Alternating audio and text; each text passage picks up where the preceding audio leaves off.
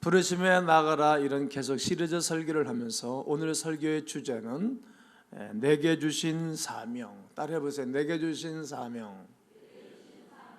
내게 주신 사명이라는 주제로 하나님의 목적에 대해서 말씀을 드리도록 하겠습니다. 예수를 믿는 사람들은 모두 다가 하나님으로부터 사명을 받은 사람들입니다.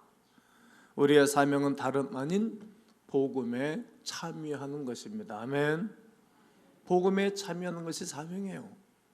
복음의 일에 참여하는 것입니다. 참여하지 아니하면 복음의 역사에 이룰 수가 없습니다. 하나님 형상대로 지음받고 그러던 우리를, 타락한 우리를 부르신 우리에게 십자가의 사랑을 통해 은혜를 베풀어 주시고 이제는 가라는 거예요. 어디로? 세상으로 가라고. 흑색인, 황색인, 백색인 모든 사람들에게 가라고 말씀하십니다. 복음이 무엇입니까? 베드로전서 2장 9절에 우리를 어두운 데서 불러내어 그의 귀한 빛에 들어가게 하신 아름다운 덕을 선포하는 것, 이것이 복음입니다. 예수를 알기 전 우리의 삶은 어떻게 살았습니까? 그러나 예수 그리스도를 믿고 난 다음부터는 예전의 일을 하지를 않습니다. 이제는 새로워졌다는 거예요. 생각이, 마음이, 행동이, 하는 일이 달라진 것입니다. 주님의 권하심의 은혜를 찬송하며 전하는 것입니다. 이 사명은 목사, 선교사, 신학자에게만 주신 것이 아니라 모두 예수를 믿는 모든 사람들에게 동일하게 주신 것입니다. 우리가 사명을 감당할 곳은 어디입니까? 나의 생활 현장입니다. 나와 관계하는 모든 사람들이 내가 감당해야 할 분들입니다. 사랑은 지극히 가까운 데서부터 하는 것입니다. 사랑하기 쉬운 사람부터 하고 사랑하기 어려운 사람까지 나중에는 확장되어져 나가는 것입니다. 지금 내가 머물고 있는 그곳이 하나님이 보내신 사명지가 되겠습니다. 우리는 한 번밖에 없는 인생을 하나님께서 우리에게 주신 사명을 이루기 위한 나의 생활 전체를 사용하여야 합니다. 다른 것을 바라보지 않고 오직 상 주실 하나님을 바라보아야 합니다. 편법을 사용하지 않고 자기의 절제를 통한 희생과 사랑으로 감당하게 되는 것입니다. 그런 이들에게 주시는 하나님의 복이 있습니다. 지난주에 이 본문을 붙잡고 우리가 여러 번 봤는데 오늘 또다시 이사야서 61장 6절과 7절을 읽도록 하겠습니다. 시작. 오직 너희는 여호와의 제사장이라 일컬음을 받을 것이라. 사람들이 너희를 우리 하나님의 봉사자라 할 것이며 너희가 이방 나라들의 재물을 먹으며 그들의 영광을 얻어 자랑할 것이니라. 너희가 수치 대신에 보상을 배나 얻으며 능력 대신에 목으로 말미암아 즐거워할 것이라. 그리하여 그들의 땅에서 갑절이 나옵고 영원한 기쁨이 있으리로다. 너희는 하나님의 제사장들이다. 봉사자들이다. 봉사자. 그리고 하나님이 우리에게 주신 땅에서 100배나 받고 주신 몫이 있다는 거예요. 그리고 기쁘고 즐겁게 살아가도록 하시겠다. 어떻게? 제사장으로 섬기는 사람들에게 주신 약속입니다. 마태복음 25장 21절에서는 뭐합니까? 주님이 말씀하시기를 잘했다. 착하고 충성된 종아, 네가 작은 일에 충성하였음에 많은 것으로 내게 맡기리니 네 주인의 즐거움에 참여하게 될 것이라고 말씀하십니다. 작은 일에 충성하니까 큰 것도 맡긴다는 거예요. 교회에서 내게 맨 처음에 맡긴 그 일, 내가 선택한 그 일을 잘 감당했더니 많은 것을 계속 맡긴다는 거예요. 적은 것을 우리가 적은 것 하니까 큰 것을 준다는 거예요. 보상해 준다는 것입니다. 우리 주인 되신 하나님이 주신 영원한 기쁨과 그분과 즐거움이 함께하는 것이 선도들의 진정한 성공입니다. 이러한 축복이 나는 여러분들 가운데 있기를 축원합니다. 부르심에 나가라. 오늘은 두 번째, 부르심의 목적, 하나님의 목적이 있다는 거예요. 하나님의 목적에 대해서 나누게 될 것입니다. 이 세상에 우리를 보내신 목적이 무엇인가? 그리스도의 몸인 교회 지체로서 하나님이 우리를 부르신 목적이 무엇인가는 분명히 있을 것이 아니겠습니까? 먼저 에베소 2장 10절과 이사야서 43장 7절의 말씀을 보겠습니다. 우리는 그의 만드신 바라. 우리는 그가 뭐 하신 바라? 만드신 바라. 그리스도 예수 안에서 선한 일을 위하여 지으심을 받은 자라는 것입니다. 또 이사야서 43장 7절에는 내 이름으로 불러드리는 자 곧 모든 자들을 내 영광을 위하여 창조한 자들을 어떻게 하라? 의계하라. 의계하라. 사람은 하나님의 영광을 위하여 지으셨다는 겁니다. 그들을 의계하라. 여러분과 제가 오늘 예배당에 와서 예배를 드리는 것 자체가 하나님의 영광을 드러내는 것입니다. 예배를 드리러 오는 것 자체가, 예배자가 있는 것 자체가, 선교를 가보게 되어지면 그 마을에 교회가 하나도 없습니다. 모스크들만 있고, 아무도 예배하는 자가 없고, 아무도 기도하는 자가 없고, 아무도 하나님을 예배하는 자, 경배하는 자가 없다는 거예요. 그 땅에서 우리가 하나님을 예배할 때 하나님이 얼마나 기뻐하는지 막 느끼는 거예요. 아무도 예배하지 않는 그곳에서 예배를 드리는 거예요. 아무도 하나님을 찾지 않는 그 땅에서 하나님을 예배하고 경배하는 것입니다. 이러기 위하여 하나님 우리를 만들었고 지었다는 것입니다. 사람의 창조가 하나님께 분명히 있음을 성경을 가르쳐주고 있고, 사람을 지으신 이유와 목적을 분명히 성경은 우리에게 말씀하고 있습니다. 요즘도 진화론을 믿는 어처구니 없는 사람들이 많이 있습니다. 원숭이가 진화해 사람이 되었다는 학설이 지구촌에 떠 있지만, 그러나 우리는 분명히 이것을 알고 있어야 됩니다.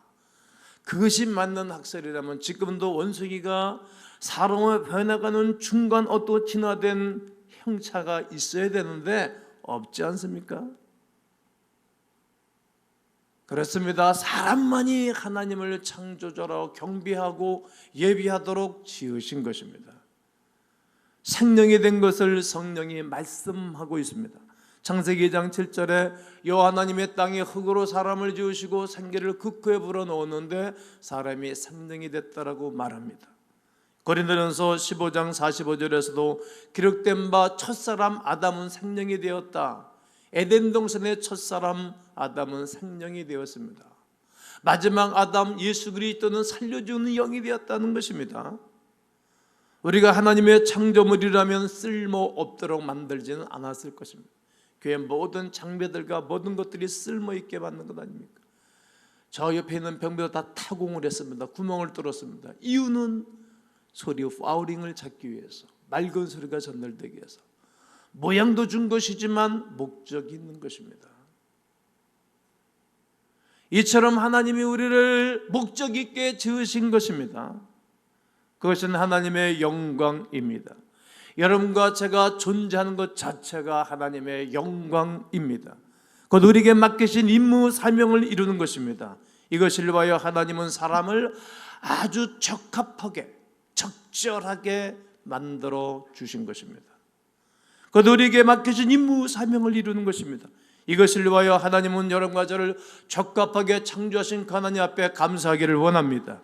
창세기 1장 27절과 28절을 다 함께 한번 읽습니다. 시작. 하나님이 자기 형상 곧 하나님의 형상대로 사람을 창조하시되 남자와 여자를 창조하시고 하나님이 그들에게 복을 주시며 그들에게 이르시되 생육하고 번성하여 땅에 충만하라. 땅을 정복하라. 바다의 물고기와 하늘의 새와 땅에 움직이는 모든 생물을 다스리라 하시니라. 하나님이 인류 최초의 가정을 이루게 하시고 말씀하셨습니다. 땅에 충만하라. 무엇으로? 사명으로. 땅에 번성하라. 무엇으로? 사명으로. 땅을 정복하라. 무엇으로? 사명으로. 땅에 있는 모든 것을 다스려라. 무엇으로? 사명으로. 지구촌에 수없는 생명체가 많이 있었는데 인간들의 욕심으로 다 없어졌습니다. 우리 어렸을 때 이처럼 방학이 되면 말입니다. 재밌었습니다. 방학 되면 막 냇가에 가서 빠가사리, 쏘가사리 잡고, 장어 잡고, 게 잡고, 미끄러지 잡고, 붕어 잡고, 버들치 잡고, 그리고 추어탕 끓여 먹고, 막 친구들이랑 놀고, 콩튀기 해 먹고, 가을 되면 막 게 잡고, 그리고 농사 다 치고 나면은 이렇게 논바닥에 쫙 물독이 난 데 있잖아요. 거기다가 이렇게 그물을 쳐놓으면 볼가리, 새우, 조그만 새우, 민물새우들이 막 있고, 민물새우 잡아다가 그 무숭숭 썰어놓고 말입니다. 고추장, 된장찌 뿌려가지고 그 끓이면 말입니다. 얼마나 구수하게 맛있는지 모릅니다. 그거 안 잡수면 몰라요. 1년을 두다 재밌어요. 근데 요즘은 막 제초제를 다 뿌리고 농약을 다 쳐버리니까 아무것도 없는 거예요. 아무것도. 인간의 욕심이라는 거예요. 우렁이 별게 다 많았어요. 인간은 욕심으로, 난개발과 욕심으로 뭔가를 많이 얻겠다라고 농약 치고 제초제 다 주면서 생명체를 다 지킨 거예요. 언젠가는 회복시켜야 됩니다. 사명으로. 그 생명체들이 어떤 일을 하는지 다 모르고, 우리가 다 모르거든. 천적이 다 있잖아요. 주고받고 하는 거예요. 그렇게 하나님이 만드신 거예요. 망가뜨리는 거예요. 우리 손과 발이 얼마나 중요합니까? 하나 망가지면 얼마나 어려운지 몰라요. 다 서로 함께 살아가도록 만들어진 거예요. 지구촌을 다 함께 협력하고 살아가도록 만들어 놓았는데 인간의 욕심과 인간의 그 잘못으로 다 망가뜨리고 없애버린 거예요. 하나님은 이러하도 사명을 이루는데 이 땅에 홀로 할 수 없기 때문에 남자와 여자를 창조해 주신 것입니다. 사람마다 성품에 맞게 은사와 달란트를 주셨습니다. 오늘 성경을 보며 우리가 삶의 현장에서 하나님의 사명을 이루도록 하는데 주신 것들을 살펴보겠습니다. 오늘 27절의 말씀을 바라보면 너희는 그리스도의 몸이요. 뭐라고요? 너희의 각 지체의 부분이다. 너희는 여러분과 한 분 한 분은 그리스도의 몸이라는 거예요. 각각 부분의 지체라는 것이죠. 그리스도의 몸은 교회를 말합니다. 교회는 예수 그리스도를 믿고 구원받은 하나님의 사람들을 말합니다. 우리는 그리스도께서 세우신 교회입니다. 그리고 교회 지체라서 각각 역할이 있습니다. 하나님께서 사람을 창조하실 때 같은 모양, 같은 성별로 만들지를 않았기 때문입니다. 남자 여자를 따로 만드신 것처럼 말이죠. 그런 것처럼 그리스도의 몸으로서의 교회도 각각의 은사를 주셔서 사역을 통하여 그 사명을 각각 감당하도록 하셨습니다. 오늘 본문 28절에는 교회 지체를 말해줍니다. 한번 보겠습니다. 하나님의 교회 중에 며칠을 세우셨다. 교회 중에 며칠을 세우시는데 첫째는 뭐라고요? 둘째는, 셋째는, 그 다음은 능력을 내가는 자, 그 다음은 병 고치는 은사, 그 다음은 은사와, 그 다음은 서로 돕는 것과, 그 다음은 각종 다시는 것과, 그 다음은요 각종 방언을 말하는 것이라. 여기서 우리는 사도 바울이 모든 은사의 목적을 다 말하고 싶어 말하는 것은 아닐 것입니다. 그는 많은 은사 중에 대표적인 몇 가지를 예를 들어 말하고 있습니다. 특히 본문에는 단순히 은사의 목록만 나열된 것이 아니라 직임이 소개되고 있습니다. 병 고치는 은사, 방언을 제어한 사도, 선지자, 교사, 서로 돕는 것, 다스리는 것을 직임으로 나타내고 있습니다. 그리고 여기서 언급된 직임 중에는 초대교회 시대만 일시적으로 존재했던 것들이 있고 현재도 존재하는 것들이 있습니다. 이것을 오늘 분별해 드릴 것입니다. 그 첫 번째가 사도입니다. 뭐라고요? 사도. 사도들은 예수께서 직접 택하시고 훈련시키고 함께 3년 반 동안 지냈던 사람들입니다. 그리고 맨 마지막에 주님이 구름을 타고 하늘로 올라가실 때 마지막 본 사람들입니다. 사도 바울의 공생애 동안에는 예수님이 만난 적이 없지만 다메섹 돌상에서 부활의 주님을 만난 그 사도 바울도 예수님의 사도, 제자가 되겠습니다. 사도들은 계시를 받아서 성경을 기록했고 교회를 설립했습니다. 그리고 사도행전에서 사도들은 놀라운 일들을 행했습니다. 베드로 같은 사람은 아나니아와 삽비라가 거짓말 시키니까 책망하니까 현장에서 죽고, 그냥 장례를 부부가 한꺼번에 했어요. 거짓말 시키면 정말 안 좋은 것 같아요. 귀신을 내어 쫓고 병자를 수없이 고쳐주고 안진병도 고쳐냈습니다. 그것 때문에 하나님의 영광이 계속 드러났습니다. 심지어 병자들에게 손수건만 갖다 올려놔도 질병이 떠나가기도 하였습니다. 베드로는 거짓말하는 사람들을 책망하기도 했습니다. 그런데 성령께서 그들을 사용하실 때 제일 많이 사용한 것은 말씀 사역입니다. 뭐라고요? 말씀 사역. 지금 제가 설교를 하고 있는 것처럼 초대교회 사도들은 말씀 사역을 많이 하게 됐습니다. 그리고 초대교회 시대의 교회를 설립하고 보호하기 위하여서 이렇게 비상적인 직분과 권위를 주셨던 것입니다. 이 사도직은 가장 권위 있고 존경받던 직분이었지만 계승되지 않고 사라졌습니다. 지금도 그 누가 나는 사도다 이렇게 말하는 사람은 약간 이상한 사람으로 보면 되겠습니다. 그 이후로 그누도 사도와 같은 권위와 능력을 부여받은 사람은 한 사람도 없습니다. 두 번째는 선지자입니다. 본문에 언급된 선지자들은 구약의 선지자들과는 좀 다릅니다. 구약의 선지자들은 사도들과 마찬가지로 계시를 받아서 성경을 기록했던 하나님의 사람들이었습니다.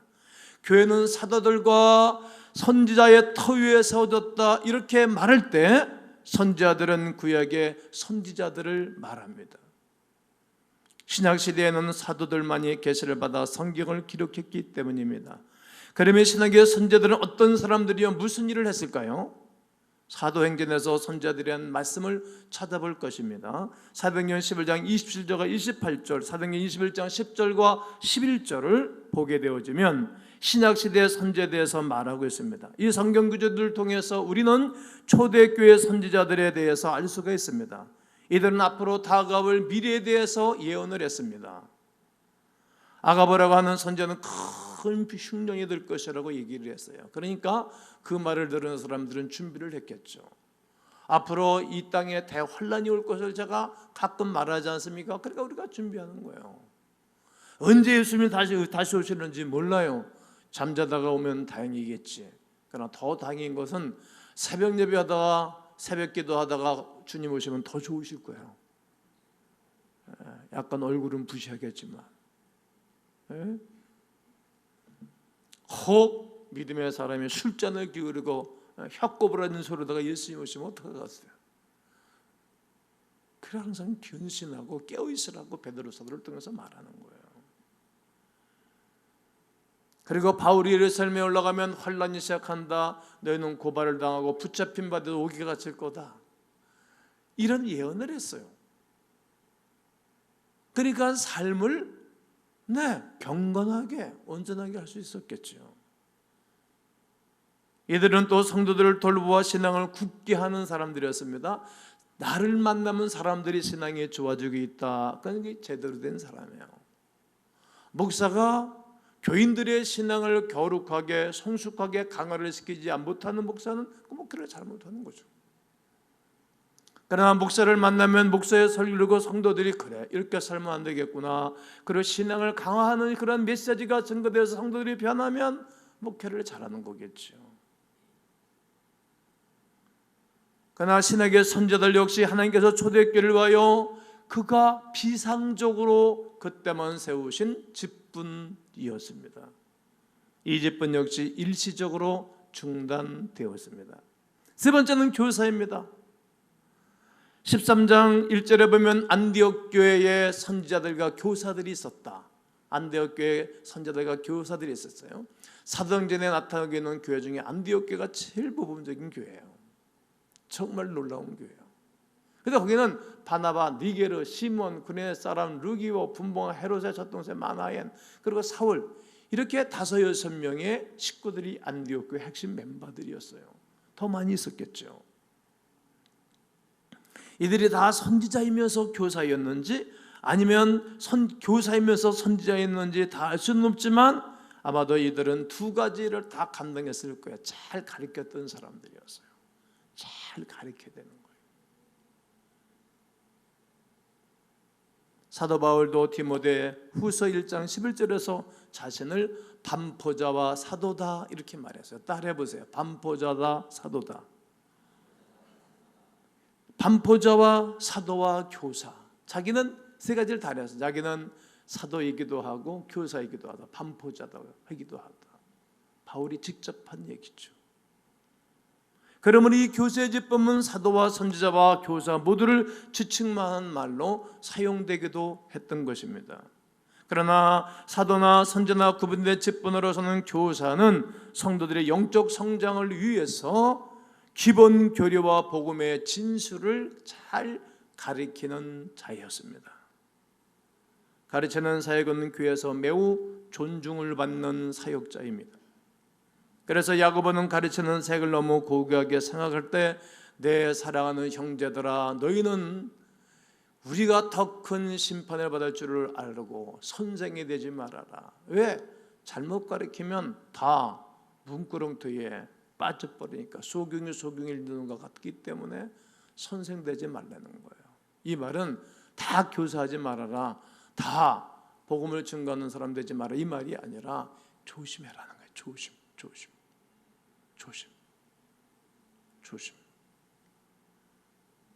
얼마나 이 사역이 조심스러운지 말입니다. 왜? 중요하니까. 사람들 영원히 주의 나라에 갈 수도 있고 못 갈 수도 있는 일이니까 얼마나 중요한 일인지 몰라요. 그러므로 교사는 지금 목사를 가리키는 말이라고 할 수 있습니다. 뿐만 아니라 성경에 대해 해박하고 성도들의 영적인 성장과 성경의 기본 교리와 복음 진술을 가리키고 있는 신학교의 신학자라고도 말씀을 드릴 수가 있습니다. 그렇다면 이 직분은 지금도 존재하고 있는 것을 알 수가 있습니다. 오늘 주일에 다룰 네 번째입니다. 따라해보세요. 서로 돕는 것. 이게 우리를 지으신 목적이에요. 이게 우리의 사명이라는 거예요. 이 은사는 가장 보편적이고 가장 아름다운 교회의 은사입니다. 교회는 서로 막 돌봐야 되는 거예요. 돌보는 것. 기독교의 사역의 진수, 돌보는 것. 마태복음 5장 31절로 46절에 보면 25장 그 비유 보면 양과 염소의 비유가 기록하고 있습니다. 약한 사람을 돕는 것은 주님께 하는 것이라고 말씀을 하고 있습니다. 한번 읽어봅니다. 40절 시작.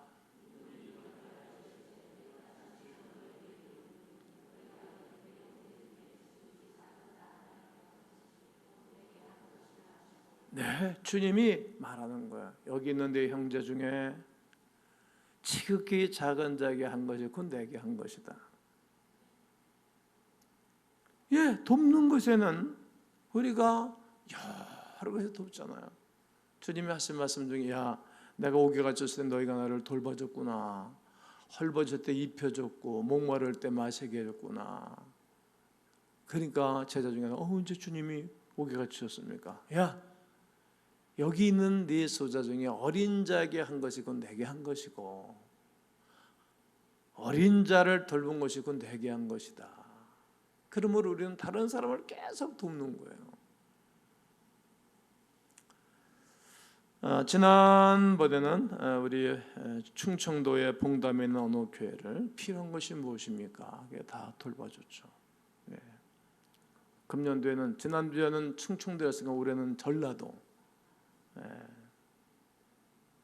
이제는 강원도 이렇게 도별로 그 많은 교회들 중에 한 교회가 선택되면 그들은 또 감동이고 감하겠죠. 야, 내가 이렇게 어렵고 시골에서 목회하는데 야, 인천의 가운교회, 부천의 가운교회가 우리를 돕다니 하나님 나를 안 버리셨구나. 얼마나 감동이 되겠어요. 여러분 먹을 쌀이 없는데 누가 쌀 갖다 줘봐요.